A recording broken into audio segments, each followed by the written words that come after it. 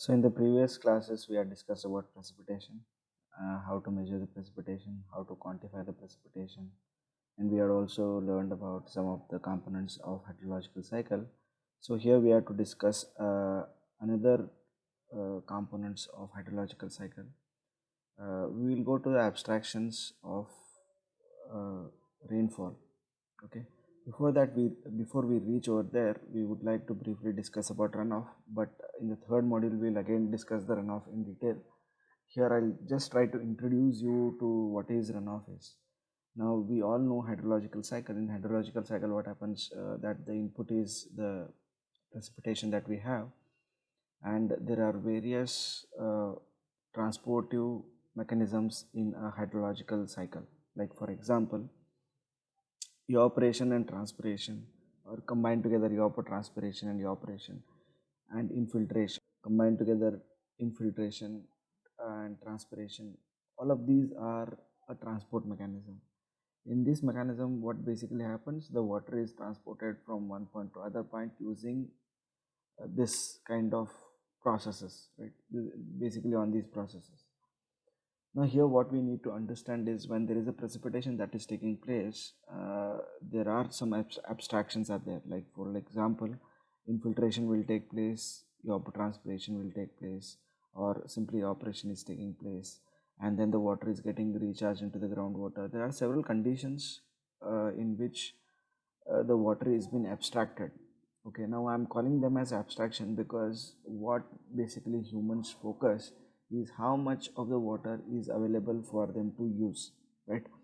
Now if the water is getting evaporated, or if it is being consumed as evapotranspiration, or if it is getting infiltrated into deep aquifers where there cannot be any access of water for human beings, then we basically consider them as abstractions because they are not useful for us. So here abstraction means the water that is getting abstracted or deducted uh, from the precipitation and which cannot be useful for human, we call them as abstraction. So what happens here is when the water flows on the earth, when the precipitation takes place on the land, the uh, abstractions like evapotranspiration, evaporation, infiltration, and deep aquifer recharges, all these are considered to be abstraction. And the water that flows on the surface and which reaches to the rivers or lakes or ponds, and which acts as a storage mechanism, or it may be or it may be the water that is flowing on the surface of earth, we call them as runoff. So we are interested to determine what is runoff, henceforth we need to also understand what are abstractions. So basically in precipitation, if we deduct all the abstractions, we will arrive at the runoff, right? So we had discussed about this is called as water budget equation. So from water budgeting equation, which I had explained you earlier in the last semester also, uh, using that kind of water budget equation, we are going to arrive at our runoff values. Okay, right. So now what we do is that we are going to understand what are the different types of runoff that we may have. Okay, after this we'll directly go to abstractions of uh, runoff. Okay, sorry, abstractions of rainfall. Now see here, this is the precipitation that is taking place. This is typically a kind of hydrological cycle. Okay, this is a very simple hydrological cycle which I have not represent all the components. Here I am only focusing on the runoff, so that's why you can find out there are various components of runoff are there. You can see this is represented as overland flow. When the water reaches the earth surface, when the soil gets saturated, all the water which gets access will be in excess amount, will start flowing on the surface of land, right? So that kind of water which flows on the surface are called as overland flow. And then the water gets seeps. Okay, it infiltrates into the soil. Once it is saturated, either the water flows above or the water starts flowing beneath the surface, right? So that kind of flow is called as interflow. Interflow, you may not find it in hard rock areas. Okay, or in the geological structure where there is filled with hard rocks. Okay, you can find this in a place where there is higher depths of soil zones. Okay, there is huge amount of soil zones. Basically, we find such kind of interflow in forest areas, because what happens, forest is like a soaking pit. Whatever the precipitation that takes place, it gets soaked into the soil, because the soil is so rich with acquiring the water or infiltrating the water or sucking the water from the surface. So water that is getting stored in the root zone or beneath the root zone, after some duration it starts flowing beneath the surface. So that kind of flow, as you can see here in this figure, this we call it as interflow. This is overland flow, this is interflow. Interflow is the water that is flowing beneath the earth's surface immediately once it gets saturated. Okay, something like that. Now the next thing is the water that is getting recharged in the groundwater. This is the groundwater which is getting recharged as the water table increases. As you can see, this is the water table. Water table is representing the piezometric head or hydraulic head of the aquifers. Aquifers are the large tanks or large reservoirs beneath the earth's surface where the water gets accumulated, right? So the level of water in those aquifers is represented over, which is called as water table. If the water table is above the depth of water in the river, then the water will be contributing from the groundwater to the river. Okay, if it is in opposite situation, it will be vice versa. If the water level is greater in the river, the water starts flowing towards the groundwater. Okay, if the water level is greater in the water table than the depth of water in the river, then the water will flow into the river. So this is called as base flow. Base flow is the contribution of runoff or contribution of precipitation towards the river, okay, from its groundwater storage. So this is what the basic understanding you must know about the runoff. Once we understand what is runoff, what we'll do is we'll directly go to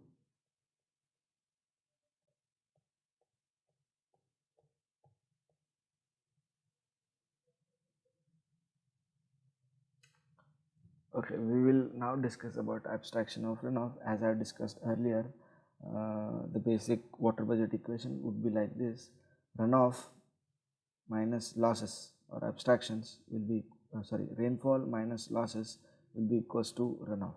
So as I have already explained, this is what is the abstraction which we call abstractions are those which cannot be which you can say as the water that is not useful for human beings. Okay, so that we call it as abstraction. So it doesn't mean that the water is absolutely useless. Okay, the water may be consumed by trees, the water may be consumed by animals, so the water may be consumed for other reasons also. The only thing is that that water is not useful for us. That's why we call it as abstraction. Okay, these are some of the abstractions which have been mentioned. Okay, the first one is interception, the second evaporation, transpiration, evapotranspiration, infiltration, surface detention, surface retention. Okay, so interception is like basically when the water flows, when the water reaches the earth's surface, there are several abstractions, like your trees will hold some amount of water that is getting precipitated. You might have seen in some of the in some of the situations where you take the shelter beneath the tree when there is a huge rainfall. So why you do is that there is no immediate uh, water that falls beneath the tree location, right? So it takes time for water to reach to the earth's surface, right? So what happens, the all the usually the large tree holds lot of water in their leaves or in their branches, and after some duration of rainfall, all the water that is getting stored in the leaves or being held in the leaves will fall in the later case, right? So that is one of the interception. So for example, the water that is being stored in your rooftop. Okay, that is also a kind of interception. So interception is basically stopping the water, immediately stopping the water which is getting precipitated to reach to the earth's surface. So this is what interception is. Next is evaporation. As you know, that the evaporation that takes place from the reservoirs, lakes, ponds, rivers, all these are abstractions. Now as we know, transpiration is the water that is consumed from the soil surface. The water that is stored in the soil is getting consumed by the trees. So the water that is being consumed by the trees are called as transpiration. Now evapotranspiration is the combination of water that is being evaporated from the earth's surface, okay, because the water that is available in the soil will get evaporated, and then the water that is consumed by the tree is called evapotranspiration, because they are combined together. Evaporation, when I discuss about evaporation, it is the evaporation that is taking place from the large water bodies, like for example lakes, rivers, ponds and reservoirs, like that. Okay, the water that is getting directly evaporated. So here when I say evapotranspiration, it is the evaporation that is taking place from the soil. Okay, the water that is stored in the soil will get evaporated, right? And at the same time, the transpiration is the water that is consumed by the trees, right? So combining these two, we call it as evapotranspiration. The next one is infiltration. Infiltration is the water that is getting penetrated into the soil surface. Okay, so again this becomes our abstraction. Okay, next, surface detention. As I told you, like you might have seen, our Indian roads are the best surface detention mechanism. Okay, we want to store more water in our on our roads. So that's why you roam around your city, you will identify several such surface detention. Okay, but that that is one of the surface detention, but there are several other surface detention, as you can see. Because of the topographical nature, we may not be able to consider it as pond or it as well or anything. So the water that is getting stored somewhere in the topography and it is not being utilized is called as surface detention. Okay, so like this, surface retention is there. Next, the water retained on the ground surface in micro depressions. The water, like now you can consider your road as the micro depressions. The water will either evaporate or infiltrate into the soil. The nature of depressions as well as their size is largely a function of original landform and land use practices and erosion pattern. Okay, so these are some of the abstractions. Now what we do is that we may not be able to quantify how much is surface detention or surface retention. We cannot be able to do it because the topography changes from space with respect to the space. So that's why we have to identify the particular kind of retention that is taking place for any topography. So it is very subjective. You need to study a particular area to derive at the abstraction like this, but and also interception. Okay, but as we know, evaporation, transpiration, and evapotranspiration and infiltration are the terms which can be identified or which can be quantified by some general principles or some general empirical equations or some conceptual ideas, right? Now we'll start discussing evaporation, then we'll discuss evapotranspiration, and then lastly we'll discuss about infiltration. So we focus on three major abstractions of rainfall. One is evaporation, the second one is evapotranspiration, the third one is infiltration. So in this module we are going to discuss only these three topics. Next, this is the most typical example of hydrological abstraction.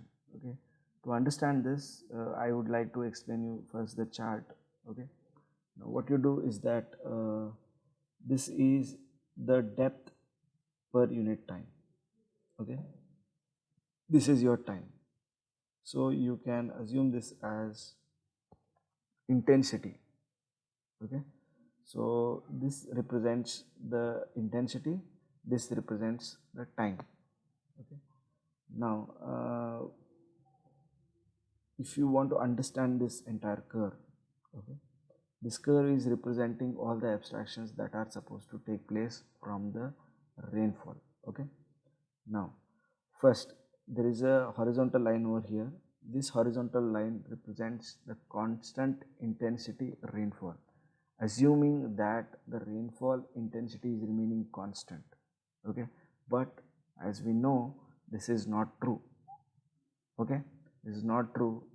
This is an ideal condition where we are considering that the intensity of rainfall for any given duration is remaining constant. Okay, this is a hypothetical situation. Okay, so in this we will try to understand the extent in which there can be the abstractions. Okay, now either we can come from this side and we can reach to this side, or we can come from this side to this side. Okay, now let us start from this side itself. As you can see, this dark black space, okay, the dark black space is called evaporation.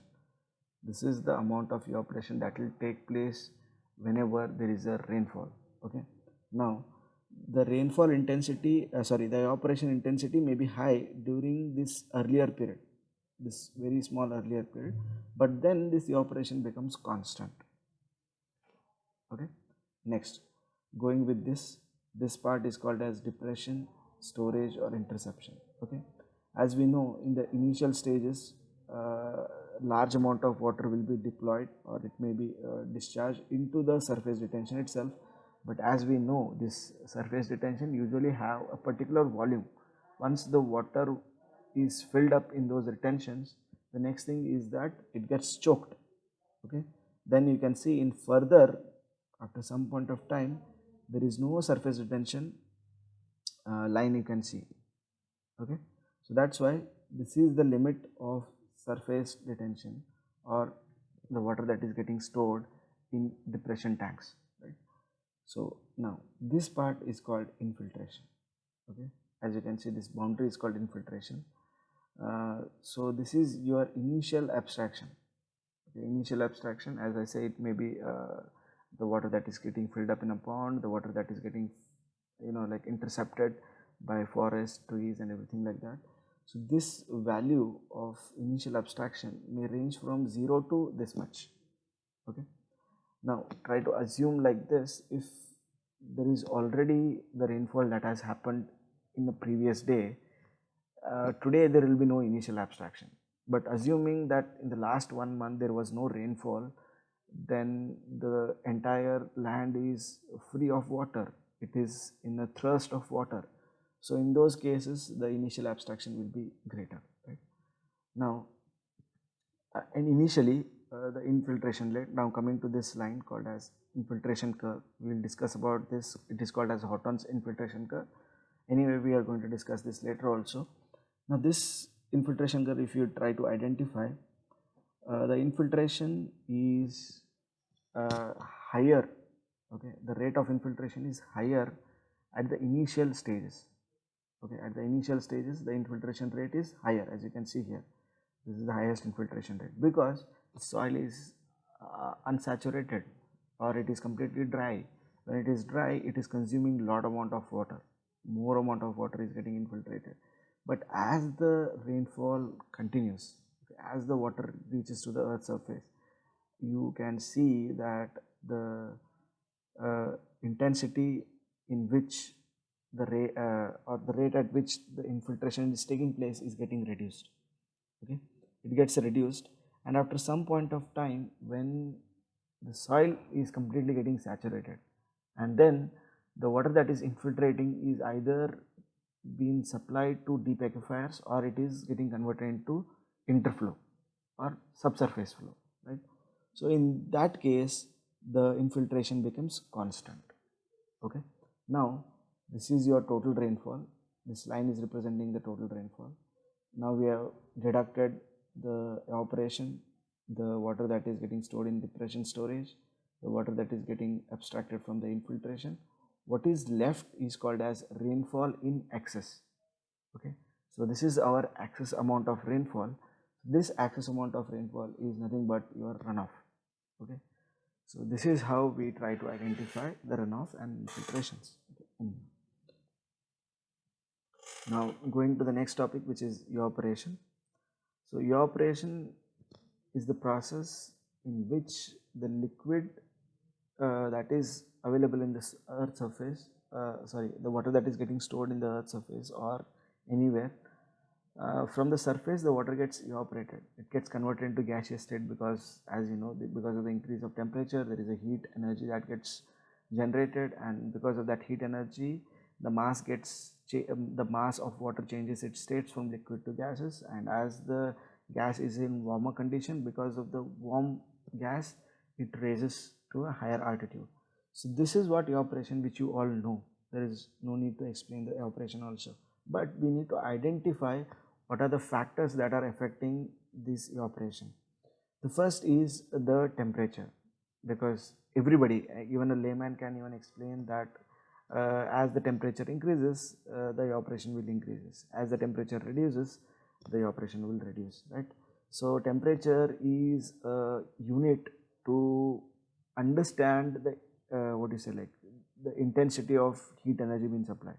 Okay, I know to explain the energy there is another unit called as joule, but in a very normal language, if you want to explain somebody the heat energy that is being supplied to water, you will explain in terms of temperature, because temperature will give you understanding of how much rate of evaporation is taking place, right? Next is relative humidity. So we will try to understand what is humidity first. Humidity is the moisture of water that is available in your atmosphere. I had explained this earlier also, but I'll explain it again. Now you try to understand what humidity does. Okay, you try to imagine yourself that you are living in your Bijapur and you are living in some coastal area. So you can differentiate between the kind of behavior that you go through. Okay, here it is completely dry. The sweat that come out of in your body will easily get evaporated. Okay, but whereas when you go to coastal areas, you will be completely wet. That the sweat that is coming out of your body will not easily get evaporated.